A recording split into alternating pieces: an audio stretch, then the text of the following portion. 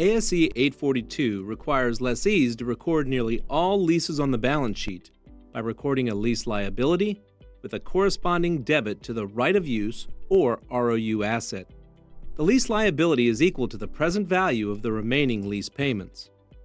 To determine this amount, we first need to determine the lease term on the commencement date. Then we determine the total lease payments over the lease term. Finally, we discount those payments back to the commencement date using an appropriate discount rate. In this video, we'll focus on the lease payments. Lease payments are payments made by the lessee to the lessor for the right to use the underlying asset. Determining what is included in the lease payments is essential to determine the lease classification, as well as measuring the lease liability and ROU asset to be recorded by the lessee on the balance sheet.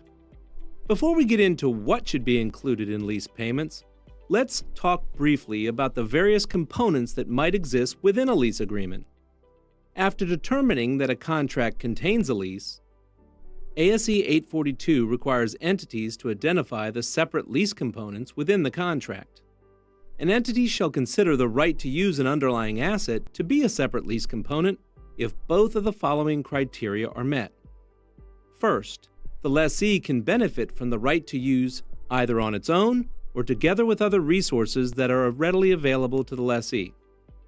Second, the right to use is neither highly dependent on nor highly interrelated with other rights to use the underlying asset in the contract. Once we've identified the lease components, we need to determine if there are any non-lease components. Components of a contract include only those items or activities that transfer a good or service to a lessee. A common example of a non-lease component are charges for common area maintenance, or CAM charges. ASC 842 requires lessees to allocate the consideration in the contract to the lease and non-lease components.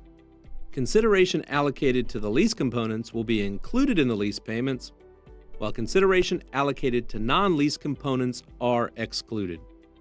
What about other items noted in the lease agreement, such as payment for administrative tasks or reimbursement of the lessor's cost for insurance or property taxes? According to ASC 842, these are not components of the contract and, as a result, do not receive any allocation of the consideration. So what's included in the lease payments? Obviously, fixed payments related to the right to use the underlying asset would be included, as would in-substance fixed payments. What are in-substance fixed payments? These are payments that may at first appear to contain variability, but are, in effect, unavoidable. Deducted from fixed lease payments would be any lease incentives paid or payable to the lessee. Also included are payments for penalties for terminating the lease if the lease term reflects the lessee exercising an option to terminate the lease. Similarly, we would include the exercise price of an option to purchase the underlying asset if the lessee is reasonably certain to exercise that option. We also include variable lease payments, but only if they depend on an index or rate, such as the Consumer Price Index or a market interest rate.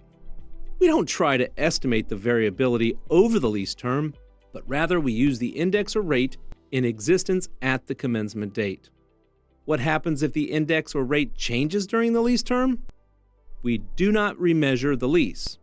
Instead, the lessee would account for any additional payments resulting from the changes in the period in which they are incurred. A lessee may guarantee to the lessor that the value of the underlying asset when returned at the end of the lease will be at least a specified amount. Amounts probable of being owed by the lessee under residual value guarantees are also included in lease payments.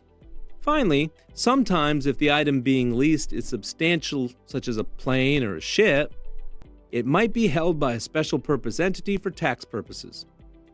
We would also include within lease payments any fees paid by a lessee to owners of an SPE for structuring the transaction.